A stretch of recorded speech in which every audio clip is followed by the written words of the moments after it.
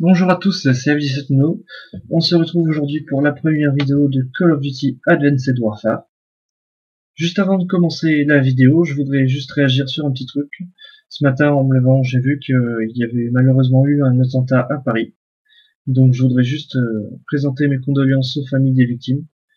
Et ça m'a fait prendre conscience malheureusement qu'on n'était pas en sécurité vraiment partout en France. Enfin, ça arrive encore malheureusement de nos jours.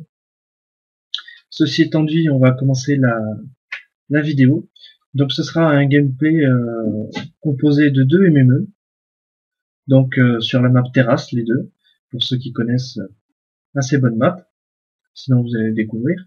Donc la première partie sera à la K12, donc c'est un fusil automatique, enfin moi je l'utilise pour sa maniabilité, donc c'est comme pour ceux qui me connaissent, je rush beaucoup, sinon vous allez voir dans la vidéo qui va suivre là.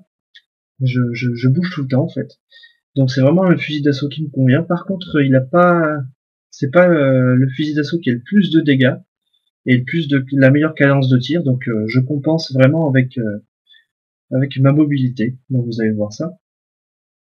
Donc je suis en groupe de jeu avec mon frère Kero Xarox, qui lui aussi joue depuis très longtemps au Call of, tout comme moi. Donc là je vais commencer avec mon AK-12. Donc je vais commencer par vous parler de mon exo-compétence. Donc c'est la petite barre que vous voyez, la petite barre blanche au milieu de l'écran en bas. C'est une exo-compétence qui me fait courir plus rapidement pendant une courte durée. Donc ça colle totalement pardon, avec mon style de jeu, le rush.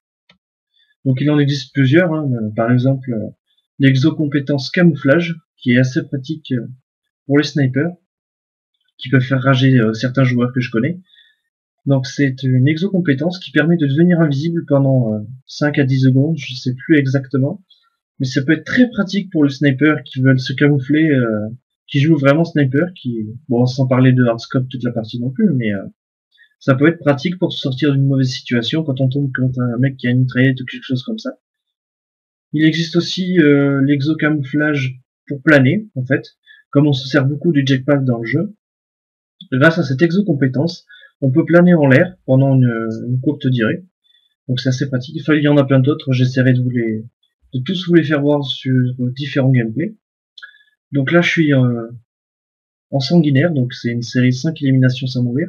Bon là je me suis fait tuer, mais les séries sont assez simples à faire, parce que du fait qu'il n'y ait plus de campeurs, le jeu est beaucoup plus attrayant, donc plus de campeurs.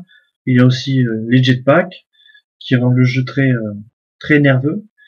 Ils ont abandonné aussi le, le, les bêtis, enfin tout ce qui incitait les joueurs à camper. Donc ce qui fait qu'il y a beaucoup moins de camps. J'en croise quasiment, allez, pour exagérer, deux par après-midi de jeu complète. Hein. Donc c'est vraiment, il y en a presque plus quoi. Le seul endroit pour camper sur cette map, vous voyez, c'est au milieu là, attendre ses adversaires, mais c'est vraiment. Enfin, moi je comprends pas les campeurs, mais enfin bon, on va pas débattre sur ce style de jeu, si on peut appeler ça comme ça. Donc vous pouvez voir que je rush vachement avec mon AK. Petite précision, j'ai pas d'arme secondaire avec mon AK-12. Je préfère vraiment, sur la plupart de mes classes, je préfère vraiment privilégier mon arme principale, donc vraiment la suréquipée. Donc comme je vous ai dit ici, avec un chargeur de grande capacité, un silencieux et une poignée ergonomique, quitte à, quitte à avoir en secondaire qu'un couteau. Je préfère parce que on se sert beaucoup plus souvent de l'arme principale que de l'arme secondaire, donc pour moi ça a aucune utilité d'avoir une secondaire. Vous voyez, là sans le chargeur grande capacité, là, le deuxième m'aurait tué. Bon, même si je meurs après, mais bon, c'est parce que j'y avais pris déjà assez cher. Donc voilà, donc moi je préfère jouer au couteau secondaire au couteau. Alors il existe le couteau en attaque de mêlée, mais il existe aussi le coup de poing. Donc le coup de poing, vous allez me dire, c'est spécial. Mais si vous avez joué ou si vous avez vu des vidéos de la campagne par exemple, vous allez comprendre assez facilement qu'avec l'exosquelette, qui nous donne quasiment une force surhumaine, le coup de poing peut tuer. Bon, faut pas s'arrêter à cette idée-là, hein, c'est quand même un petit peu tiré par les cheveux, mais vous allez voir à un moment dans la première partie, là, je vais prendre un coup de poing, ce qui va me tuer instantanément. C'est bon. Si vous avez vu les vidéos, comme je vous disais, de la campagne, on peut voir qu'avec l'exosquelette, on peut grimper sur les murs, déplacer à main nue des voitures, des camions même. Donc on peut comprendre que l'exosquelette, pardon, soit assez puissant.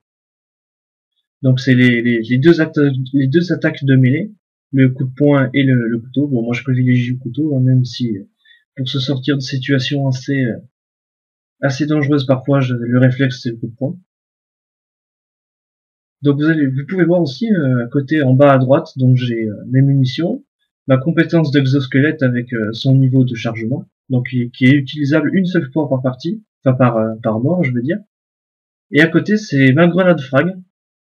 Donc moi j'utilise la frag hein, depuis tout le temps, la Semtex excusez-moi, depuis tout le temps, depuis tous les Call of j'utilise la Semtex.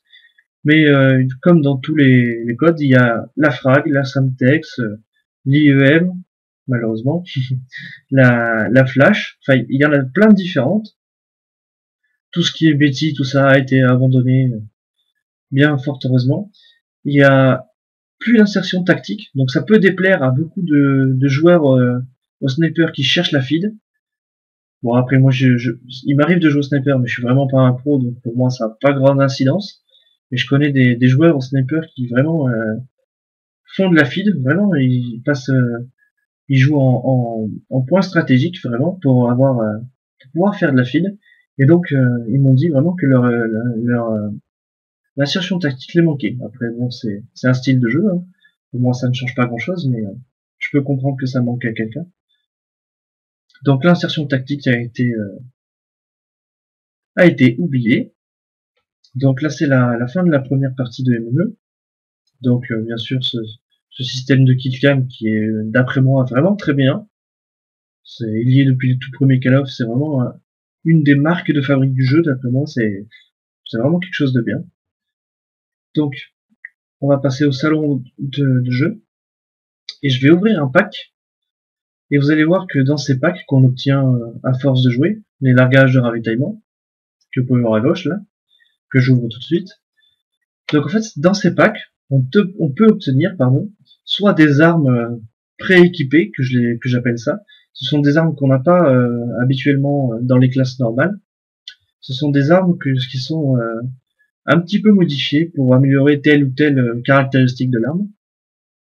Mais on peut aussi avoir des, des choses pour personnaliser votre soldat. Donc je suis en train de régler une classe et après je vous prévoir la personnalisation de soldat.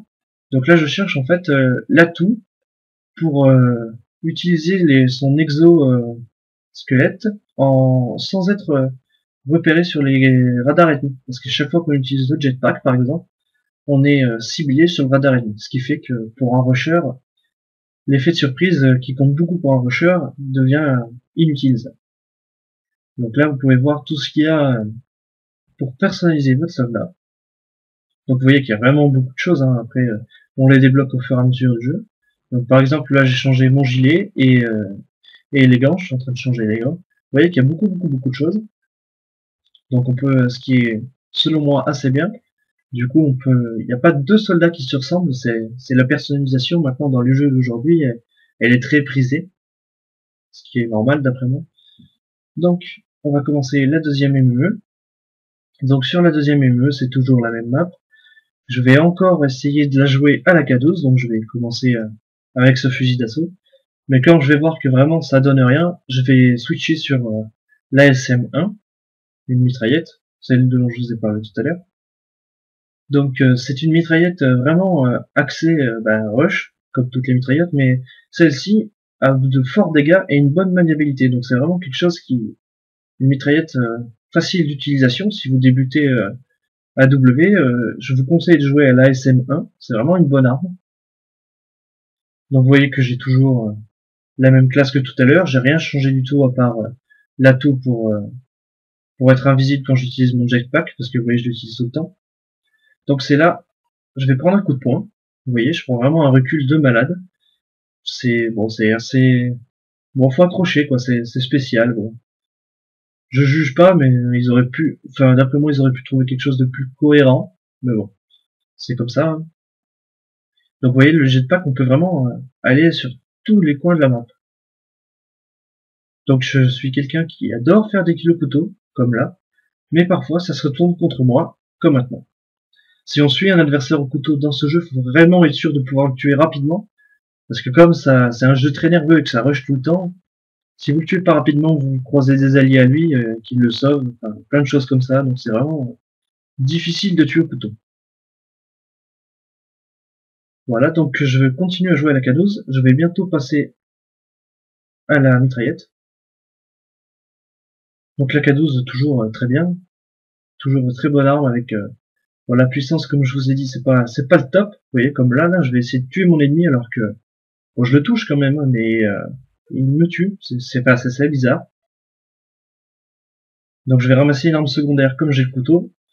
Donc ça c'est un autre fusil d'assaut, je sais pas si je vous en ai parlé, qui est plus axé dégâts, que j'ai utilisé aussi dans la première MME. Vous voyez, il me suffit de quelques balles pour tuer. Donc c'est le seul endroit de la map au middle, là où c'est qu'on peut camper. Beaucoup de joueurs ne le font pas, ce qui est assez bien. Donc je suis presque en sanguinaire, je vais vous parler de mes killstreaks du coup. Je les ai, je vais les évoquer et donc le premier que j'utilise, que j'aurai plutôt avec mon score, c'est un drone basique, donc comme dans tous les cas. Sauf que comme on peut améliorer ses killstreaks, enfin ses score streaks, parce que maintenant ce n'est plus grâce au kill, mais grâce au score qu'on peut les obtenir. Ce sont, vous voyez que je viens de changer d'arme, je vous expliquerai tout ça après. Donc mon score streak, le premier, c'est le drone. Donc le drone, je l'ai amélioré de façon à ce qu'il puisse me donner plus de points d'assistance à chaque fois qu'un de mes coéquipiers tue un ennemi grâce au drone. Je vais avoir des points d'assistance, ce qui va m'aider à continuer ma série, comme c'est un score streak et non plus un kill streak. Et la deuxième amélioration que j'y ai apportée, c'est un oracle, une sorte d'oracle si vous voulez quand vous jouez à Ghost. C'est que je peux voir bon pendant une durée de 2 ou 3 secondes, je crois c'est vraiment peu, mais ça aide toujours. Un oracle, c'est que je peux voir mes ennemis à travers le mur, ce qui est vraiment très pratique. Vous voyez là, je vous parlais du jetpack tout à l'heure, là l'ennemi sur lequel je tirais vient de passer littéralement au-dessus de moi alors que je l'avais pas vu. Bon, j'ai eu de la chance parce qu'il a tiré sur Kero, mais si Kero n'aurait pas été là, le mec était derrière moi et aurait pu m'allumer alors que j'avais commencé à tuer. Vous voyez, c'est les joueurs qui ne savent pas jouer à Call of peuvent vraiment se sortir de mauvaises situations grâce à ce jetpack. Donc les novices, si je puis dire, peuvent vraiment faire du score sur ce jeu. Donc on va en revenir à mes scores streaks. Le deuxième c'est un bombardement. Donc il est très loin du bombardement furtif de MW3 qui était carrément cheaté. Hein. Le bombardement qui balayait toute la map et qui tuait quasiment à chaque fois, qui faisait un full team, donc toute l'équipe. On pouvait être même caché dans un bâtiment et nous tuer. Donc là c'est un bombardement moins cheaté, donc il a une portée moins grande, un peu moins de dégâts, mais il reste toujours vraiment intéressant à jouer. Je vais le sortir en fin de MME, vous allez voir ça. Et enfin, mon dernier score streak, c'est le Blackbird, le Warbird, pardon. C'est un hélicoptère de combat, tout ce qui est plus basique.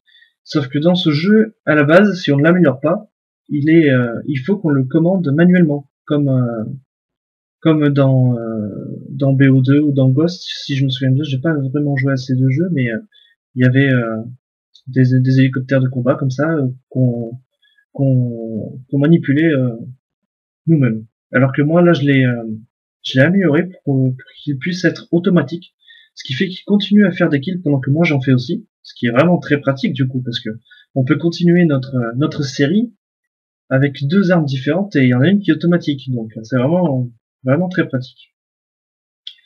Je vais vous parler maintenant de l'arme que j'ai utilisée, donc vous voyez qu'elle est vraiment très pratique, donc ça reste une mitraillette, donc très facile d'utilisation et très rapide. Donc j'ai équipé dessus un silencieux et une poignée ergonomique et une poignée verticale.